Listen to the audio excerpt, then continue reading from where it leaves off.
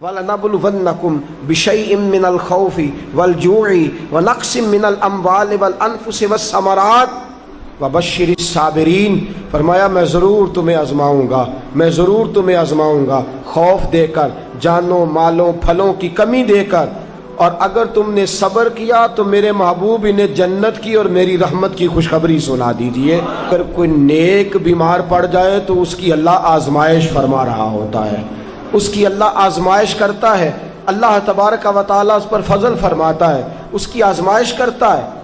پھر ان مصیبتوں پر جو شخص صبر کرے، رب فرماتا ہے اگر میری رضا پہ راضی ہو گیا تو ان اللہ مع الصابرین، باقی نیکیوں پر میں ثواب دیتا ہوں، اور جو کوئی صبر کرتا ہے رب فرماتا ہے میں اس کا بن جایا کرتا ہوں، صبر کرنے والوں کے ساتھ ہو جاتا ہوں۔ اور جب اللہ آزمائش ڈالتا ہے نا تو جو کام سیدھے ہوتے ہیں وہ بھی الٹے ہونے شروع ہو جاتے ہیں۔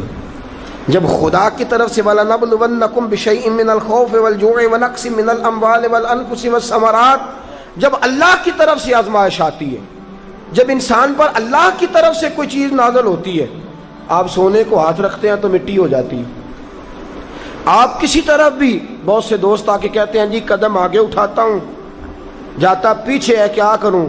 تو میں اکثر عرض کرتا ہوں کہ تھوڑے دن قدم اٹھانا ہی چھوڑ دیں۔ کیا کریں؟ بیٹھ کے اللہ اللہ کریں، صبر کریں، دعا کریں۔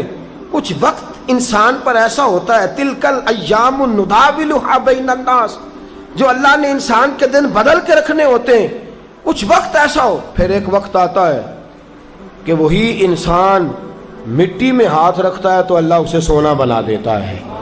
رب آزمائش کرتا ہے، رب آزماتا ہے۔ جو لوگ مصیبتوں پر صبر کرتے ہیں، جو لوگ مصیبتوں پر صبر کرتے ہیں، سید عالم نور مجسم شفیع معظم صلی اللہ تعالی علیہ وسلم نے فرمایا، رب فرماتا ہے ایک بندہ اللہ کی بارگاہ میں کھڑا ہوا، قیامت کا دن ہے، فرشتے نامہ اعمال کھولنے لگے۔ اللہ نے فرمایا فرشتوں تمہیں پتہ ہے میں نے اسے دنیا میں بڑے دکھ دیے تھے، اس پر بڑی آزمائشیں آئی تھیں، اس نے زندگی بڑی تکلیف میں گزاری تھی، تمہیں خبر ہے؟ یا اللہ ہم جانتے ہیں، بڑا صابر ہے، بڑا صابر ہے، اس نے صبر کے ساتھ وقت گزارا، صبر کے ساتھ اپنے اوقات کو طے کیا۔ رب فرماتا ہے جو اتنا صبر کرے میں اس کا نامہ اعمال ٹٹولوں، اس کا نامہ اعمال کھولتے ہوئے مجھے شرم آ رہی ہے، سارا کچھ لپیٹ دو اور بغیر حساب کتاب اسے جنت میں داخل کر دو۔ یہ صبر کرنے والا ہے، یہ صبر کرنے والا ہے۔ بڑی خوبصورت حدیث، بڑی، بخاری شریف میں موجود ہے۔ بخاری شریف کی یہ حدیث ایسی ہے جسے میں جب بھی پڑھتا ہوں میں چوم لیتا ہوں۔ حدیث کیا ہے؟ رسول کریم صلی اللہ تعالی علیہ وسلم نے فرمایا، رب فرماتا ہے ایک بندہ ہے، اس کو میں نے آنکھیں نہیں دی، اس کو میں نے آنکھیں نہیں دی، اندھا ہے، پیدائشی اندھا ہے یا بعد میں کسی وجہ سے ہو گیا، اس کے پاس آنکھیں نہیں، لیکن اس نے زندگی بھر صبر کیا، اس نے زندگی بھر صبر کیا۔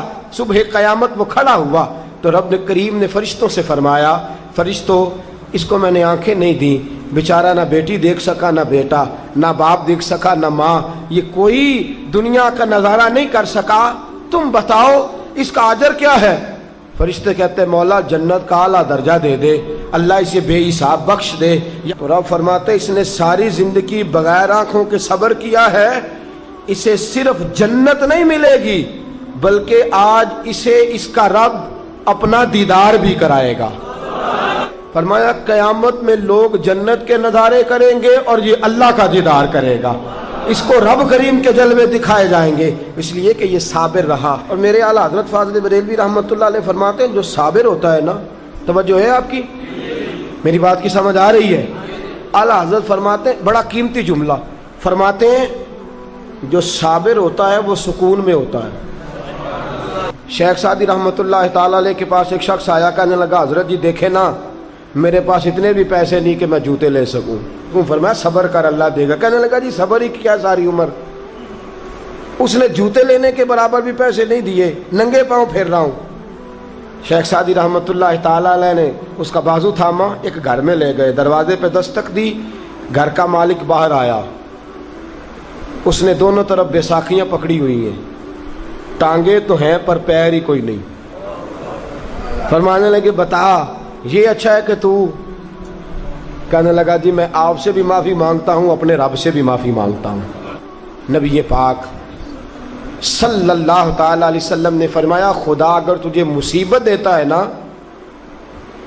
اور ان مصیبتوں پر جب اللہ تجھے قیامت میں اجر دے گا تو تیرا دل چاہے گا کاش سکون ہوتا ہی نہ، آزمائشیں ہی آزمائشیں ہوتی، تو وہ اجر دیکھے گا۔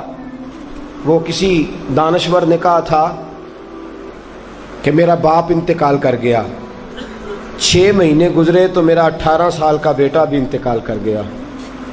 کہنے لگے میں نے اپنے 80 سال کے باپ کا جنازہ اٹھایا تو میری کمر نہیں جھکی، لیکن جب 18 سال کے بیٹے کا جنازہ اٹھانے لگا تو میری کمر جھک گئی، اور رو کے کہنے لگا لوگوں باپ کا جنازہ پڑھنا آسان ہے، دعا کرو کسی کو بیٹے کا جنازہ نہ پڑھنا پڑ جائے، بڑا مشکل کام ہے، بڑا کٹھن مرحلہ ہے۔ حضرت ابو ہریرہ رضی اللہ تعالیٰ عنہ فرماتے ہیں اللہ کے محبوب صلی اللہ تعالیٰ علیہ وآلہ وسلم کے صاحبزادے جناب ابراہیم علیہ السلام فرماتے ہیں حضور کے صاحبزادے آپ رات کو جب ان کی ولادت ہوئی تو نبی کریم علیہ السلام ہمارے درمیان آئے۔ جاگیے ذرا غور فرمائیے گا بات پہ۔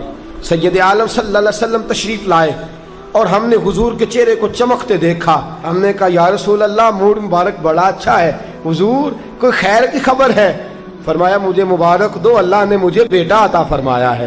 فرماتے ہیں اگلے ہی دن، ایک روایت ہے کچھ عرصے کے بعد، ایک روایت ہے اگلے ہی دن ظہر کے بعد میرے محبوب نے پیار کرنے کے لیے بیٹا اٹھایا اور صاحبزادے کی سانسیں اکھڑنے لگی۔ رسول پاک کے صاحبزادے نبی پاک کے مقدس ہاتھوں میں سانسیں اکھڑ رہی ہیں، حضور کے دستے مبارک میں صاحبزادے نے وصال کر دیا۔ آنکھیں بند کی تو نبی کریم کی مقدس آنکھوں میں آنسو آئے۔ رات خوشی تھی، رات حضور مبارکیں وصول کر رہے تھے، رات مسکرا رہے تھے، ایک ہی تو رات گزری ہے، 24 ہی تو گھنٹے ہوئے ہیں، آنکھوں میں آنسو بھر آئے ہیں۔